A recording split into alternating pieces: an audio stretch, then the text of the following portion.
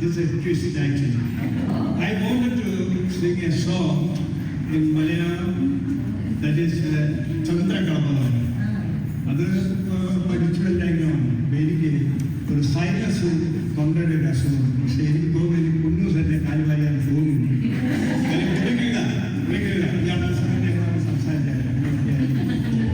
Anyway, I changed it completely and then my spirit said, you have to change the whole thing. So according to my spirit, I feel like to do what I am doing. The theme of the First Corinthians chapter 1, verses 26 to 30. And I can read it in English because the young generation should know it.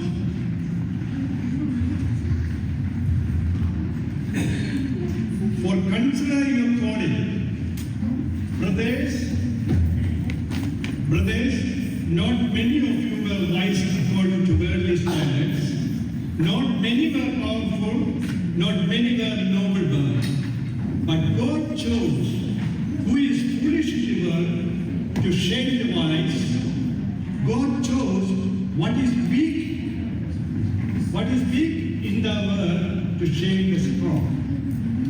God chose what is low and despised in the world, even things that are not, to bring to nothing things that are, so that no human being might boast in the presence of God. And because of him, you are in Christ Jesus, who became to us wisdom from God, righteousness and sanctification and redemption, so that it is written, let one who boast in Lord. This is my thing. മലയാളത്തിൽ കൂടെ വേണമെങ്കിൽ വായിച്ചേക്കാം. സഹോദരന്മാരെ, നിങ്ങളുടെ വിളിയെ നോക്കുക.